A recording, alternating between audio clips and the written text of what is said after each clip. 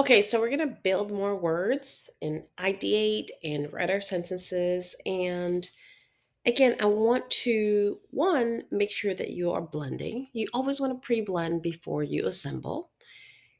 And when you're pre blending, you're saying it fast, you're saying it slow, you're also just listening for the sounds. So when I hear fog, I hear f, ah, three sounds, right? You want to do that work with, let's say you're going to build 5 words, you're going to do it with that before you start building. Then you get your letters out and then you start building. But in this video, I am going to show you how you also start to weave your stack for impact and build that 20-30 minute practice with your child, which sometimes for very young children could be shorter. But here we go. So you say fog and you give them a few letters and they write fog and with their letters. And then they write fog in their notebook, write fog on the board, and then you write fog neatly in the page for decodable words, right? We are building our own decodable book and resource. But then you're like, do you know what fog looks like? And then you just ask, or I heard that fogs are the same thing as clouds. What do you think about that? Do you think fog is smoke or do you think fog is clouds? Like, what exactly do you think fog is? And what color is fog? Is it white? Is it gray or is it see through? So, you're going to start asking questions about fog because we're always inserting meaning into our building. And you have to think about your children. You're giving them attention without judging them, without rushing. You're just, these 15, 20, 30 minutes, whatever you have agreed on, are yours. And so you also can, this is what it's for building. I think it's important for us to make sure that we are not always just throwing questions at children. So you can also, even though you're asking the question, lead the question with your share. So I think about fog sometimes and I wonder if it's gray or white, right? So now you're leading with your thoughts, your share, and then you're asking, what do you think, right? What do you think? So pull out your phone and or your laptop or whatever and find a picture of a fog. And have you ever driven through fog, right? Ask questions and bring them in. And then you're going to talk about it and come up with a sentence. So today I learned that fog is the same thing as clouds. And it is. So let's say you found on the internet that fog is the same thing as clouds, and you're going to write it together. You're going to ideate the sentence. And once you agree that that's your sentence, have them record it on a voice memo and you're going to write it. They cannot write this, they don't have enough sound knowledge. So you're going to write it. And as you write it, you're going to sound it out. So today I learned that, oh, wait, you can write fog and let them write fog in your sentence. Let them assemble fog in your sentence because that's what they could do. They could do is, they could do the, right? So co write your sentence. On the way to grandma's, we saw fog on the road. Maybe that's a different sentence. They could do the, they could do on the, right? Because you have those frequency words, those hot words. They can do those. And then you would write to grandma's, we saw, they would write fog on the road. You're collaborating, taking turns. You can also, like kids love when we make fun of each other if we if we want to, or just talk about something else. Because remember, you're not just writing the same words once. So you might come back and write fog again. So when you come back and write fog again, you're not going to use the same sentence. You're not going to use the same fact. So now you're going to bring in fog in a different context. So on another day, you can also say, what about brain fog? Sometimes I get brain fogs. Have you ever seen me in the morning do this? Or, when I don't eat my fruits and vegetables, I feel brain fog. Like I can't remember anything. Or when I don't have my coffee in the morning, again, one day you may talk about the fog and you build the word fog with the clouds. Another, you might talk about grandma's house and the road trip. Another, you may bring this element of brain fog. You're interrogating meaning, and then that's going to be applied into a sentence and into a conversation. It doesn't have to all be in the same day because you will be building these words more than once. I'm just giving you ideas. And then when you do, if you have a conversation about brain fog, different contexts, you're going to say, well, I want to record it. Like, I want to write my sentence. So you're going to write your sentence and say, do you want to write my? Do you want to write mom? They probably could because those are very frequent words. My mom, and then you write everything else. Always says, without vegetables, sleep, and coffee, she gets brain fog. You can write fog. So you're writing your sentence and let them write. This also helps because often we write on our children's work to correct it, and this is them writing on our work. And so it's going to help with that resistance because you're building this collaborative dynamic with writing. Another one could be my mom has brain fog when she is rushed in the mornings. Sometimes she calls me by my brother's name. So that's an example of brain fog. Kids think is silly. A child actually gave me this sentence. So you record it. They can write my, they can write mom, they can write is, they can write the, in, any of those little short frequency words, hard words that you have, because you could just point to them and they can copy them and then they know how to write brain fog. So that's how you do it. This is not work that is for classroom teachers to do, but this is work that you can do as a parent, caregiver, tutor, because it's collaborative, it's one on one. This is the possibility. There's also this question that you can start to get used to, particularly if you do the lesson before and you know that the answer is yes, right? I wonder if there are any books about fog. So this is a great one, parents, and maybe I have or have not used it before, but you write fog, you ask some questions about fog, and you're kind of short on time. One of the things that you can do, this is a wonderful little book about fog, and you're like, I wonder if there are any questions about fog. And you find it, and there is, and you say, before we check it out at the library, maybe we can see if someone's reading it on YouTube. And someone is. I'm telling you, someone is. So you can now have your child watch it and listen to it on YouTube as somebody else reads it. And you just had a conversation, assemble a sentence, define fog, and you're about to get your read aloud for free. And you don't have to do the read aloud now. You can go off and do a little bit of your cooking. You can play the fog on YouTube while they watch it, and you can say, can you raise the volume and make it loud? And we're going to make the screen big if you have like an iPad or something, and say, let's listen to that book. And you can listen to the book while you're doing your things. Be engaged, or you can sit next to them and read it, or you can do this on the bus, right? Think about your lessons and your words, and you can cut this in half. So maybe you listen to this the next day in your commute, and you're doing your read aloud and someone else is doing the read aloud for you, but then it gives you something to talk about. And then when you come back to your lesson, you can ideate a sentence about the story. And again, they can write fog.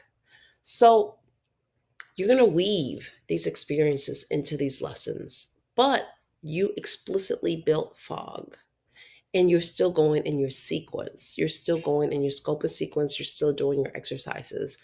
But it doesn't mean that all that we're doing is this, right? You're interrogating meaning, you're adding meaning. Make sure you do the brain fog because that can come up in text and you want your children to know the context. But also, you can weave these books in to these lessons. Okay. Next, what is, and then again, you read the book and then you can do some of this collaborative sentence writing where you are doing the most writing. The beautiful thing about you doing the most writing and they're collaborating is that that's an invitation for them to want to write more. And this is what we do. We're like, this is why we need to get you more sounds, babe, because the more sounds, the more words that you can write, right? Okay. So next word, gab. Gab. I hear ab. What do you hear? Ab. Okay, let's build it. Gab. GAB. They write it. I mean, they assemble, they write it, then you write it. So, what is gab? What is the gift of gab? And then you can define it. Most kids don't know what gab is. You can define it, and then you find somebody in your life that has the gift of gab. And it could be them, it could be somebody they identify. And again, my cousins have the gift of gab. Maybe they write my, and then you're going to write cousins have, they might write the, you write gift of gab.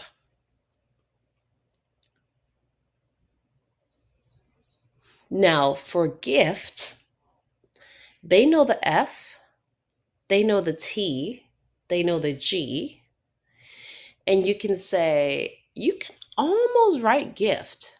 You could almost write gift. Do you want to try it? I can help you. What's the first sound of gift? K. Let's write that. And then E is this I, and you give them that. And then F, T, which you know. So for this one, you can really help them and it gives them, again, motivation to, oh, I need to learn one more sound.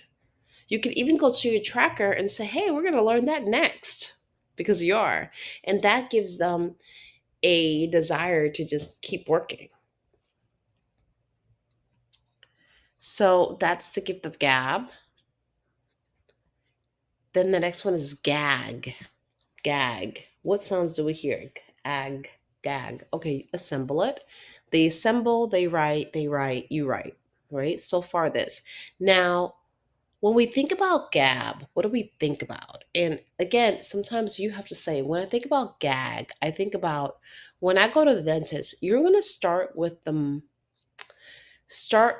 abstract or a rare one sometimes, and then sometimes you're going to start with the easiest one. But it's cool to kind of like let the easiest one be theirs so that they're not like, I don't know, right? Because they're not going to come up with the dentist one or the judge. So like to start with the rarest or the alternative one so that they can give me the one, right? Because I don't want to be like, can you think of something else? And they can't think of anything else because they don't know, right? We want to make sure that they feel good about themselves. So I would be like, when I think about gag, the first thing I think about is when I go to the dentist or one time I went to the dentist and I couldn't close my mouth because they were working on something. So they put something in my mouth and that's called a gag. It keeps me from talking. Or sometimes when a real famous person is going to court, the people there, the jury and the reporters and the people that are participating in the case have a gag order, and that means you can't talk. Like all of these things, a lot of the times that deal with gag are about like not talking or something going on in your mouth. And then you can start creating pictures or pulling pictures together or just talking. And then I also think about like gag when you want to and be sick, right? And you are going to be very extra. And they're like, let me see your extra. Like, let me see you wanting to gag. And now you have one, two, three. Like, what about when you see in movies or when you talk about kidnappers or something, what do they usually do with your mouth to cover you from screaming? Cover or protect. So that is gag, right? Anytime that you see anything over the mouth, not letting you talk, that's also a gag. So all three of those are related, but the one with the people wanting to be sick or barf, that's not necessarily not being able to talk, but in a way, because can you talk and gag and barf at the same time? No. So you're talking, right? And now they're like, what's something that makes you want to gag? And the kids will always come up with something. It'll be like a vegetable or poopy diapers or whatever. And you're going to write it. They can write the smell of poopy diapers. You're going to write that for them. Makes me want, and then they can write to gag. Collaborative. You're modeling this process of I think of something, I organize it, and I write it as a sentence. Because sometimes when children are in school or they go to school, they're asked to do this and they're asked to do it by themselves. Or even at home, when we're working with our children, you're like, write a sentence, think of a sentence. But we've never really scaffolded that process and taught them how to write a sentence, taught them how to have the thought, clear up the thought, make it concise, and write it without the pressure of having to produce the symbols, which they may or may not know already. So you're actually supporting them through that process. Even if in school they have to do it independently and like muscle through it, you're really modeling how that work can be collaborative and you're doing it collaboratively.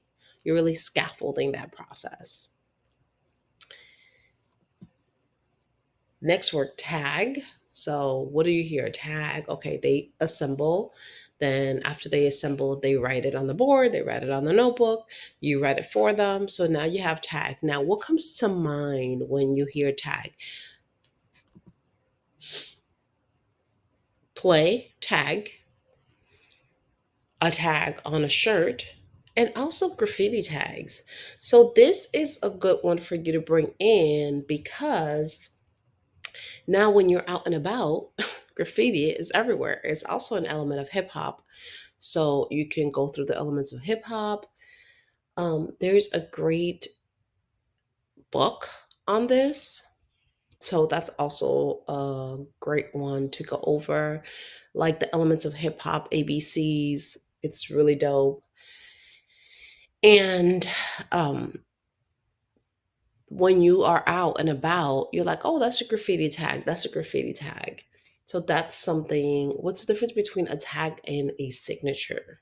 Right? So, what's the difference between a tag and a signature?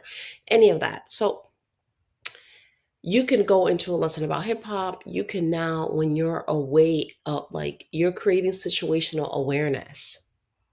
We're talking about igniting intellectual curiosity and situational awareness.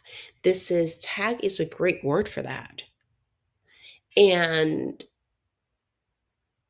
you want that in your life. And so now wherever you are, you're creating it and your child not only knows the word, they also know how to write it. And they can now bring that experience back and write a sentence about it or talk to you about it. Oh, I saw a tag when I was in the car, like whatever. And now it gives you something to write.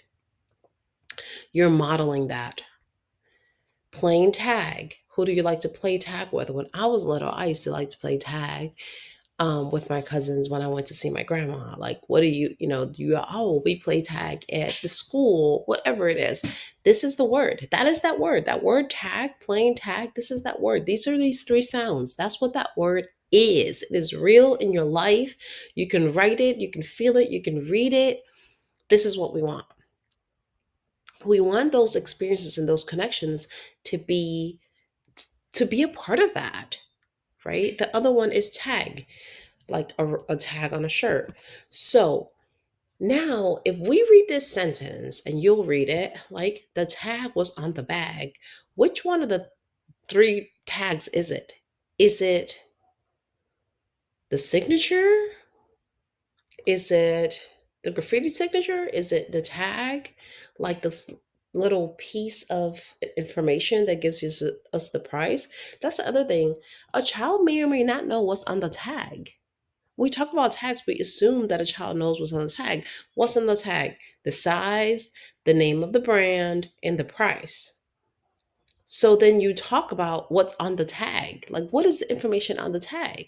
And next time your child can go look at a tag, they can say which of those three pieces of information is on that tag. Not all tags have all three. Not all tags have all three. So sometimes the tag has any one of those three, and sometimes they have a barcode. And what is the barcode for? So now, when you're out and about, situational awareness, what does a tag have? What pieces of information does it have? Let's look. Okay, it has the price, it has the name of the brand, it has a barcode. What does it have? It has the size. Let's figure out. You're creating situational awareness for print. So now that's tag. And then you have plain tags. So with this one, the tag was on the bag. Which one of the three tags is it? Oh, it's the little piece of identifier cardboard or whatever. That is what the tag is. Great. This is how you take interrogating meaning and then you apply it, right? We talk about our kids are making inferences. We talk about our kids are not situationally aware. We're talking about we're not creating criticality or this intellectual situational awareness. All of those things are bringing that situational awareness into the print. Or are children not writing sentences that are like, I love ice cream, I love my mom, I like my friends, I like red, and that's like all they write in preschool, and then all they write in kindergarten, and all they write in first grade, and all they write in second grade. But at what point did we do what I am showing you? We haven't done it with our children. So therefore, it's not reflected in our children's work because we have not built that capacity. Let's do that. This is what this is teaching you to do, right? And now you're going to build this sentence. You're going to build the sentence. This is the other thing I wanted to show you, that you have Stack for Impact. And in Stack for Impact, there are tons of ideas for these words. There's so much in that book. You have all of the ideas for the words. You have poems, you have fables, you have songs. Stack for Impact is a complete gem. So make sure that you're using it. But here in Tag, there's also, we talk about bird tagging or banding, and there's a story behind that. And y'all need to go do that. And then there's also Basquiat. So much in that book, and it's always with you. We talk about building content. That book is, that's your gem. That's your content. Okay, so now let's build our sentence. The tag was on the bag. You have the frequency heart words that, or really at this point, the heart words on the corner. They're there for you to point to them and their spelling if your child doesn't know how to spell them yet. No problem. So the, point to it, let them write it. Tag, they know how to write it phonetically, right? Was, go find it if they can't. So what was the first sound? W, what was the second one? Right? Try to write it. If they can't, it's there. Let them copy it on the, and then they're going to write bag. The tag was on the bag. The next one is I was fab. I was fab. Now, we have not built fab yet in our lesson, so you may not want to do that. If you've already built it, then you want to do it. I just have it here, but I have not. The the video is getting kind of long, so I didn't go through fab. We'll do it in our next one. But let's say that you did do fab. But before I do that, I want you to notice that in your notebook, you have all of the ones from the beginning. The cat was is on the mat. Is the cat on the mat? Was the cat on the mat? The questions. You also have the bat was on the mat. Was the bat on the mat? Is the bat on the mat? So you have those. You have I am in the name. I am mom. I am Chloe. You also have that. And now you also have fog as a single word, gag as a single word. So you have different things, and also the tag was on the bag. So again, you are building your notebook as your decodable text. Whenever you want to do a fluency drill or practice writing, what you're doing is reading your notebook. You are reading your notebook. And I want to remind you that this does not mean that we don't do our read alouds. I just showed you how to tie your read aloud to fog in here. If you want to, you can do other read alouds, but if you want to connect this work so it's always circular and always connected to your decoding practice, you can. So again, you need to go out and buy a bunch of decodable books if you want to go do them, but you don't really know if they're decodable because you don't know which sounds your child can decode yet. If you do it like this, your notebook is decodable because you know what words you have built and you know what hard words they have covered. So it gives you control, and your child is actually reading decodable sentences that they can write, that they can read, and your fluency is going to get way better. If you did do fab, when I went to the party, to the fancy birthday party, I was fab, right? At our Christmas party, I wore a red dress and I was fab. When we went to the family reunion, I was fab. Whatever the scenario is, you can link it up. You're going to write that part because they don't have the sound knowledge. You do that collaboratively, and they will write I was fab. Okay, so don't forget that you write your decodable sentence together, but also when you expand, you write most of that sentence, but let them collaborate and rewrite the decodable part. This means that they're writing that decodable sentence more than once. They're just writing it inside of another sentence. Now, when they go to look at books, they will try to find the words that they can read because you're showing them to do that. By showing them to write collaborative sentences where they can only read some of the words, you're teaching them to also do that and be more engaged in their books, even though they can't read them yet. So, this is the end of this session, and go build some words, go build some sentences, bring in that background knowledge. All the things can be done right at home in collaboration with connection, and you can absolutely do it.